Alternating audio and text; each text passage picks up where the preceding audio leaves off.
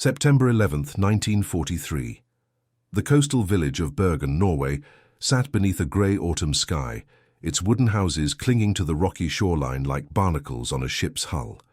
14-year-old Astrid Nilsson stood at her bedroom window, watching German supply trucks rumble past her family's bakery. For the third time that morning, their wheels splashing through puddles left by the previous night's rain. The soldiers believed they had hidden their greatest secret in plain sight, that the curious eyes of a Norwegian girl posed no threat to their elaborate deception. They could not have been more wrong. Before we dive into this story, make sure to subscribe to the channel and tell me in the comments where you're watching from. It really helps support the channel. What Astrid would discover through nothing more than baker's twine and a child's curiosity would unravel one of the most sophisticated concealment operations on the Norwegian coast, exposing a facility that the German military had invested millions of Reichsmarks and thousands of work hours to keep invisible. Astrid had lived in Bergen her entire life, watching the seasons change over the harbour, memorizing the rhythms of the fishing boats and merchant vessels that defined the city's heartbeat. But since April 1940, when German forces occupied Norway, those rhythms had changed.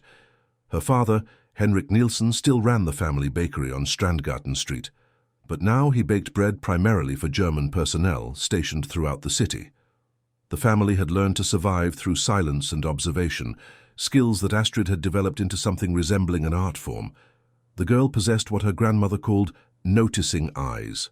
While other children played in the streets, Astrid catalogued patterns.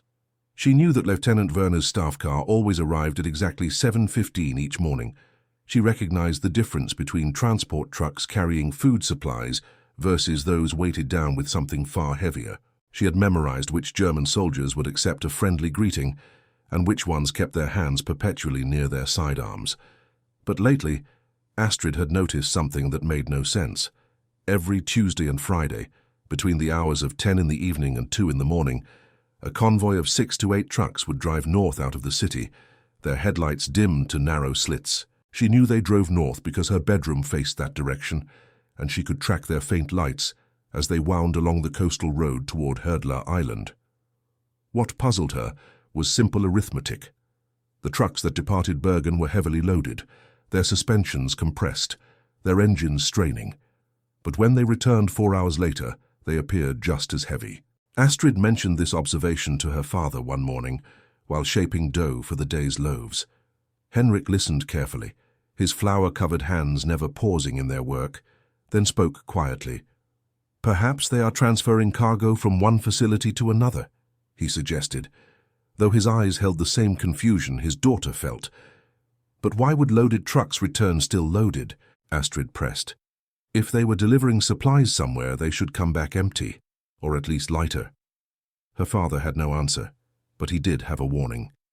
"Whatever the Germans are doing, it is not our concern. These are dangerous times for the curious, Astrid, especially for young girls who ask too many questions." She nodded obediently, but the puzzle had already taken root in her mind.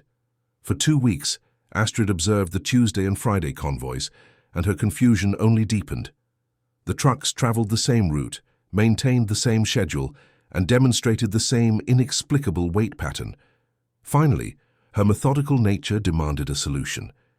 If she could not solve the mystery through observation alone, she would need to gather physical evidence. The idea came to her while helping her mother repair a ripped flour sack. They used heavy baker's twine to re-sew the burlap, and as Astrid watched her mother's needle pull the string through the fabric, inspiration struck with the clarity of a bell. On the following Tuesday evening, October 5th, Astrid waited until her parents were asleep, then slipped out of her bedroom window, a spool of thin but strong baker's twine tucked into her coat pocket. The autumn night was cold and moonless, perfect for her purposes. She made her way to a narrow section of the coastal road about half a kilometre north of her house, where the route curved around a rocky outcrop before continuing toward Herdla Island. Working quickly in the darkness, Astrid tied one end of the twine to a sturdy pine tree on the eastern side of the road, then stretched it across to a birch on the western side, securing it about 1 meter above the ground. She cut the string and hurried home, her heart pounding not from exertion, but from the audacious simplicity of her plan. The next morning, Astrid retraced her route. The twine on the eastern side remained knotted to the pine tree exactly as she had left it, but the western end, which she had tied to the birch tree, had vanished. The string had been cut or broken approximately 2 meters from the birch. She examined the severed end carefully. It showed a clean break, as if something had caught it and snapped it with considerable force. More importantly, the direction of the break suggested that whatever cut the string had been traveling from Bergen toward Herdla, not returning. This made no sense at all. Astrid had watched the convoy depart Bergen the previous night. She had seen the trucks head north. If those same trucks had cut her string while traveling north toward Herdla, then returned south back to Bergen, the string should have been cut in both directions, but it had only been severed on the northbound side, unless the trucks never came back. The realization hit her with such force that she actually gasped aloud. The trucks she saw returning to Bergen on Wednesday mornings were not the same trucks that departed on Tuesday nights. They could not be. Different trucks were leaving Bergen heading north, and different trucks were returning to Bergen from the north. But they all looked identical, because they were all German military vehicles of the same model and color. But why? Why would the Germans need to maintain this elaborate shuttle? What could possibly require loaded trucks to travel north, while other loaded trucks traveled south, all through the dark hours of the night? Astrid's next experiment was bolder. The following Friday, October 8th, she placed strings at 3 different locations along the northern road, each one carefully positioned and each one marked with a small knot pattern that would tell her exactly which string had been cut and from which direction. She also added something new. At each location, she rubbed charcoal dust along a section of the string.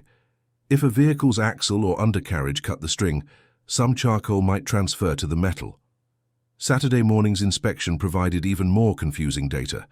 All 3 strings heading north had been cut, but the strings spanning the southbound lane had also been cut, and the brake patterns showed impacts from both directions at different heights. Some brakes were roughly 1 meter high, as expected from a truck's front axle, but others were higher, approximately 1.5 meters, and showed a different pattern entirely.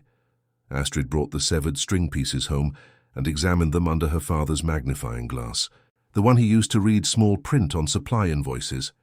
On 2 of the strings, she found traces of what appeared to be rust and a peculiar greenish residue. She had seen that exact color before on the bronze fittings of fishing boats in the harbor. The pieces began assembling in her mind like a puzzle.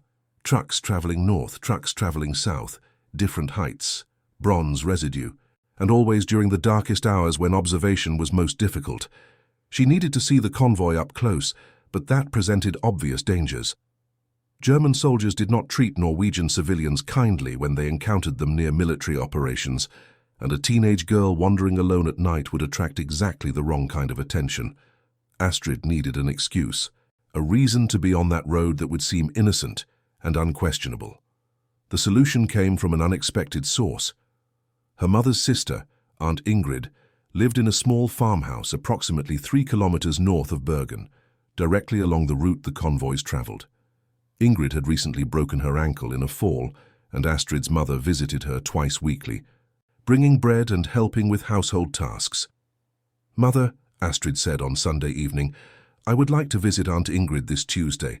I could bring her the honey cakes she loves and perhaps read to her. You have so much work at the bakery, and I know you are tired." Her mother looked surprised but pleased.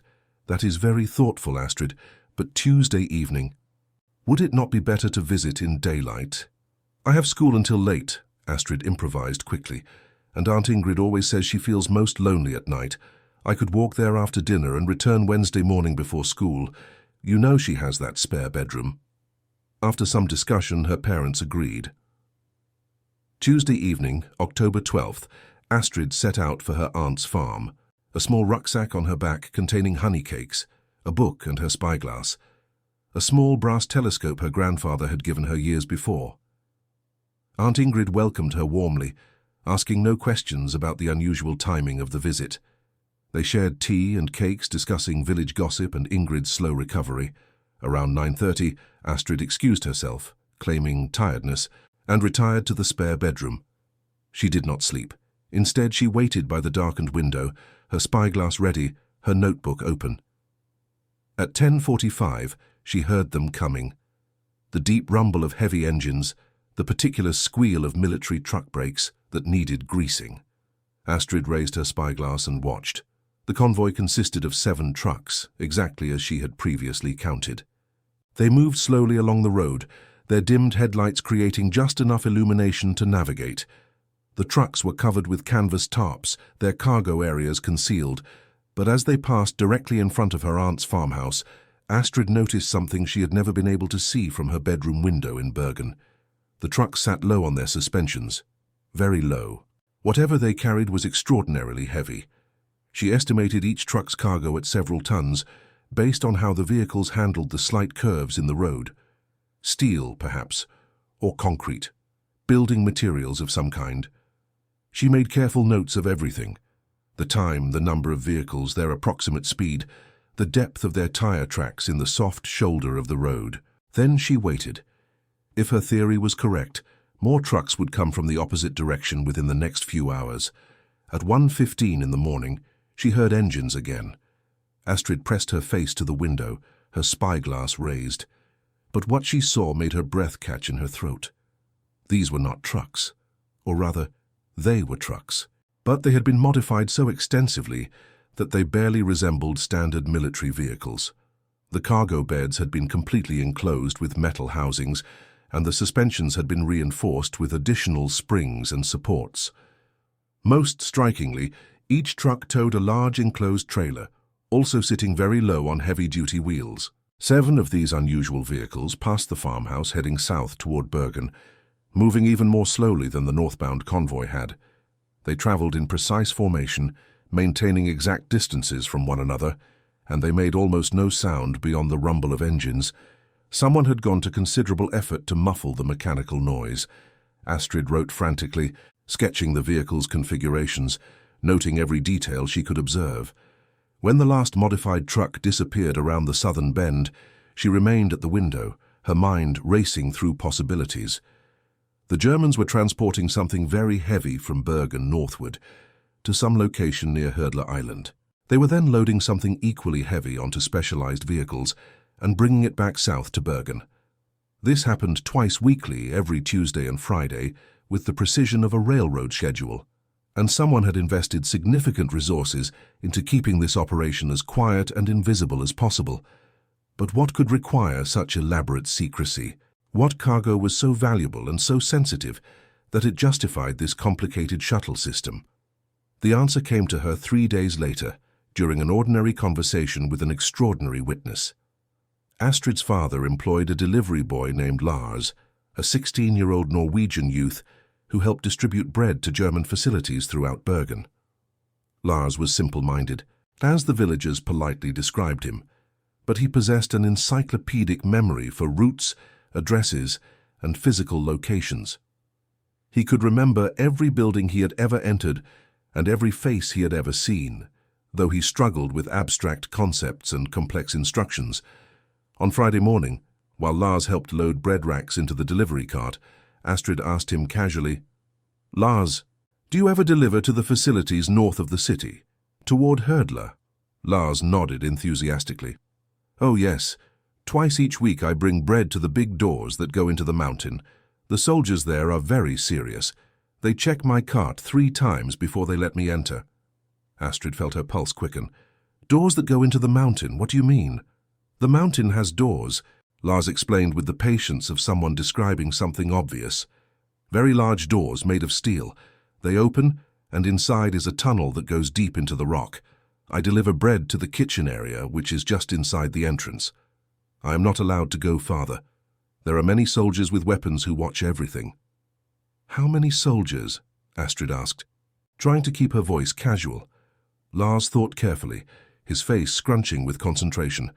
"I have counted 43 different soldiers at the entrance facility, but I hear many more voices from deeper in the tunnel, perhaps hundreds, and I hear machines, very loud machines that echo in the rock." Henrik Nielsen, who had been listening to this conversation while kneading dough, gave his daughter a sharp, warning look, but Astrid could not stop now. She was too close. "Lars," she said gently, "what kind of machines? What do they sound like?" "Like the pumps at the harbor," Lars replied immediately. "The big pumps they use to move water out of ships that have leaks. That whooshing, gurgling sound, and also like metal being dragged on stone, scraping. And voices shouting numbers in German. 3 Meter, 5 Meter, like that. 3 meters, 5 meters, depths," Astrid realized. They were measuring depths. The final piece clicked into place with the weight of absolute certainty. The Germans had built a submarine base inside the mountain on Herdla Island. The trucks traveling north carried construction materials, supplies, and possibly munitions. The specialized vehicles traveling south transported something that had been inside the mountain facility, something that needed to be moved back to Bergen for processing or shipping. But submarines did not travel on trucks, no matter how heavily reinforced. So what were they moving? That night, Astrid could not sleep. She lay in her bed, listening to the October wind rattle her window, and thought about submarines. She knew they needed supplies, fuel, food, fresh water, spare parts, munitions. She knew they needed repairs and maintenance, and she knew that German submarines operating in the North Atlantic were engaging Allied convoys, trying to cut Britain's supply lines. If the Germans had indeed built a hidden submarine base in the mountains near Herdla, it would be a strategic facility of enormous importance. Submarines could enter the base through underwater tunnels, be serviced and resupplied in complete concealment from Allied aircraft, then return to the North Atlantic without ever surfacing in observable waters. But this created a logical problem. Submarines needed certain supplies that could not be manufactured locally: specialized lubricants, precision instruments, radio equipment, and most crucially, munitions.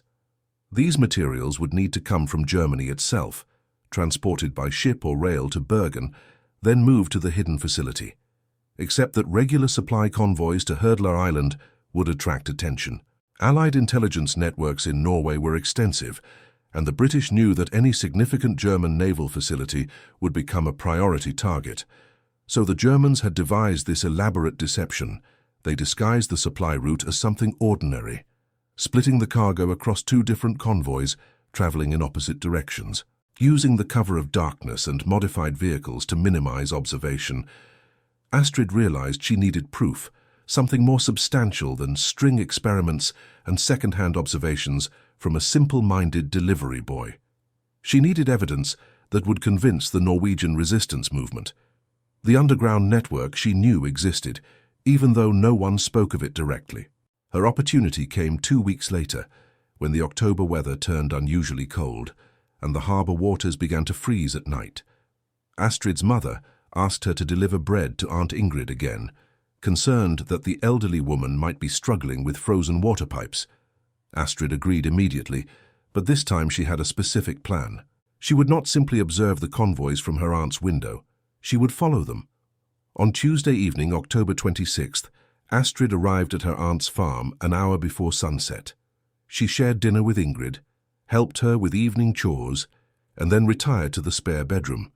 But instead of changing into nightclothes, she dressed in her warmest dark clothing, packed a small bag with her notebook, spyglass, and a thermos of hot tea, and waited.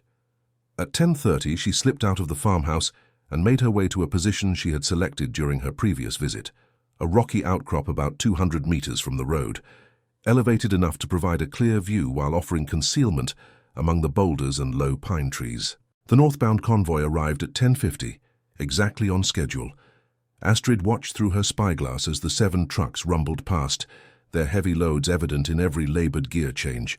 When the last vehicle disappeared around the northern curve, she began following on foot.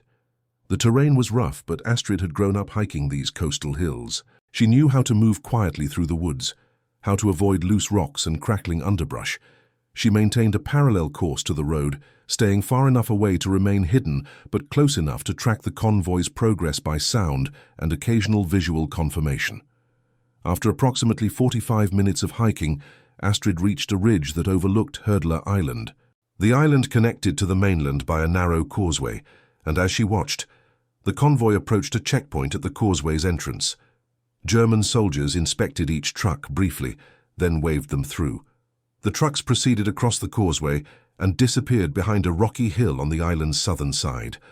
Astrid needed to get closer, but the terrain here was more exposed. offering less cover. She would have to take a risk. Moving carefully in the darkness, she made her way down the ridge toward the causeway, using every available shadow and depression in the landscape. The process took nearly 30 minutes, but eventually she reached a position on the mainland side, where she could observe the island through her spyglass. What she saw confirmed everything she had theorized, and introduced several details she had not anticipated. The rocky hill that had concealed the trucks was not entirely natural. Someone had constructed enormous camouflaged doors into the hillside, covered with painted canvas and actual vegetation, to blend seamlessly with the surrounding landscape. As she watched, these doors slowly opened, revealing a cavernous entrance lit with electric lights. The trucks drove directly into the mountain, one after another, and the doors began closing behind them. But before they shut completely, Astrid glimpsed something that made her heart race. Beyond the entrance tunnel, the space opened into a vast underground chamber, and on the dark water filling that chamber, she could see the distinctive silhouette of a submarine's conning tower. She had been correct. The Germans had indeed excavated a hidden submarine base inside Herdla Island, accessible only through concealed entrances that would be virtually impossible to spot from the air. The trucks she had been tracking were delivering supplies directly into this facility, while the modified vehicles traveling south were probably transporting waste materials or items that needed repair or processing in Bergen's more sophisticated industrial facilities. Astrid remained in her hiding place for nearly 2 hours, documenting everything she observed. She noted the precise location of the entrance, the approximate dimensions of the doors, the number of guards at the checkpoint, and the timing of various activities. At one point she heard the deep rumble of diesel engines from inside the mountain, different in character from the truck engines, submarine engines she was certain, though the sound was muffled by the surrounding rock. Around 2:30 in the morning, the camouflage doors opened again, and the southbound convoy emerged. These were indeed the modified trucks she had observed previously, each one pulling an enclosed trailer. They moved with exaggerated care, as if their cargo required extremely gentle handling. Astrid watched them cross the causeway and head south toward Bergen. Then she began her own journey back to her aunt's farmhouse. She arrived exhausted but exhilarated, slipping back into the spare bedroom just as the first grey light of dawn touched the eastern sky. Her notebook bulged with observations, measurements and sketches. She had discovered a secret German facility of significant strategic importance, and she had done it with nothing more than baker's twine, careful observation, and relentless curiosity. But now she faced a more dangerous challenge. What to do with this information? Astrid knew that Norwegian resistance networks existed, but she had no idea how to contact them. Her father had always maintained strict political neutrality, refusing to engage with either the resistance or the German authorities beyond what was necessary for business. Her mother avoided all political discussion entirely. At 14, Astrid had no connections, no contacts, and no clear way to pass her intelligence to anyone who might use it effectively. She decided to approach the problem with the same methodical thinking she had applied to uncovering the facility. If resistance networks existed in Bergen, they would need to recruit new members periodically. They would need to identify trustworthy Norwegians willing to risk their lives opposing the occupation, and they would look for people who demonstrated useful skills, loyalty to Norway, and the discretion to maintain confidentiality. Astrid began a subtle campaign to establish herself as exactly such a person. She volunteered to help distribute underground newspapers that occasionally appeared in the bakery, passed along with bread deliveries. She made a point of speaking Norwegian loudly and proudly in public spaces, refusing to use German, even when it would have been more convenient. She helped hide Jewish families passing through Bergen on their way to Sweden, storing them briefly in the bakery's cellar, though she never told her parents what she was doing. Months passed. Winter settled over Norway with characteristic darkness and cold. The Tuesday and Friday convoys continued their regular schedule, now navigating roads slick with ice and snow. Astrid continued her observations, adding details to her ever-growing documentation of the Herdla facility. In February 1944, her patience was rewarded. A man named Gunnar Sundsteby entered the bakery one evening just before closing. He was tall, gaunt, and spoke with the accent of Eastern Norway.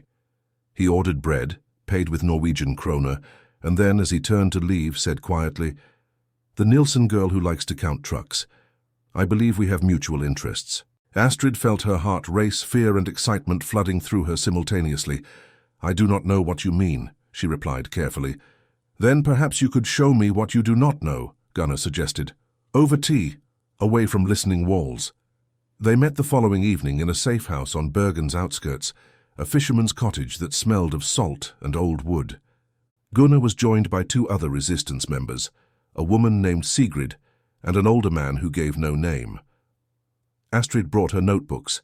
For 3 hours, she detailed everything she had discovered about the Herdla submarine base.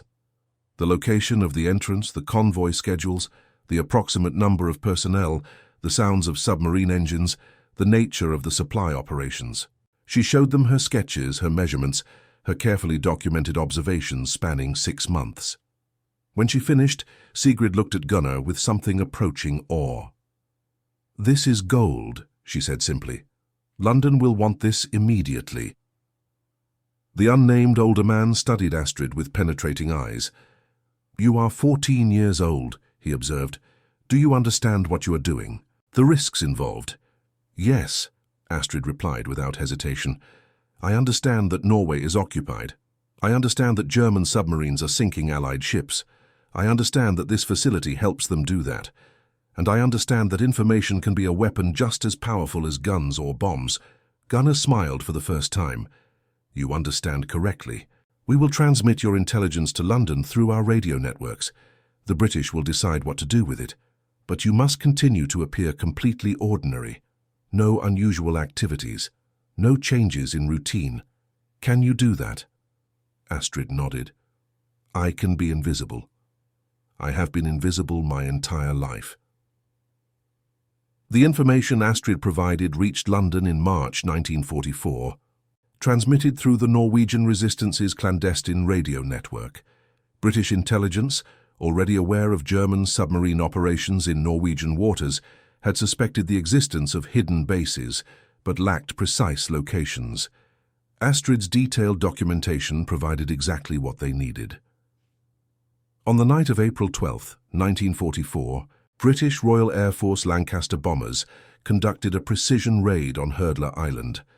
The bomber crews had been briefed using intelligence derived partly from aerial reconnaissance, partly from Norwegian resistance reports, and significantly from the observations of a 14-year-old girl who had noticed trucks traveling at night.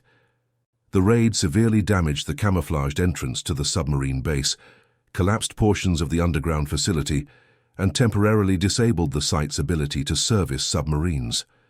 3 German submarines were trapped inside, unable to exit through the damaged tunnel system. German engineers spent months repairing the facility, but by then, Allied dominance in the North Atlantic had shifted dramatically. Astrid learned of the raid 3 days after it occurred, when Gunnar visited the bakery and purchased an entire tray of rolls. "I heard the mountain had problems," he said conversationally. "Structural problems. The kind that happen when foundations prove weaker than expected." She understood perfectly, and allowed herself a small smile. Her stupid string trick, as she had initially thought of it, combined with persistent observation and careful documentation, had contributed to damaging a strategic German facility. But Astrid's work did not end there. She continued monitoring German activities throughout Bergen and the surrounding region for the remainder of the war, passing intelligence to the resistance network that had adopted her as their youngest operational analyst. She documented troop movements, supply deliveries, construction projects, and communication patterns. Her ability to notice anomalies, to identify patterns that others missed, made her an invaluable asset. When Germany surrendered in May 1945, Astrid was still 14 days short of her 16th birthday. She had spent nearly 2 years as an active intelligence gatherer for the Norwegian resistance, and her observations had contributed to multiple successful operations beyond the Herdla raid. After the war, Norwegian and British intelligence officers debriefed her extensively, amazed by the precision and thoroughness of her documentation. A British naval intelligence officer named Commander Phillips told her, "We have trained agents who could not match what you accomplished with string and a spyglass. You have a rare gift for intelligence work, Miss Nielsen. Astrid never pursued intelligence work professionally. She finished her education, married a fisherman named Eric Haugen, and raised 3 children in Bergen. She ran a small bookshop near the harbour for 40 years, a quiet life that suited her perfectly. But she never stopped noticing patterns, never stopped observing the world with those careful analytical eyes her grandmother had recognized. In 1987, a Norwegian military historian researching the Herdla submarine base discovered Astrid's original notebooks in resistance archives. The historian, Dr. Helge Vernes, interviewed Astrid extensively, and her story was finally published in a book titled The String That Cut Steel: Intelligence Operations in Occupied Norway. The book revealed what historians had not previously known.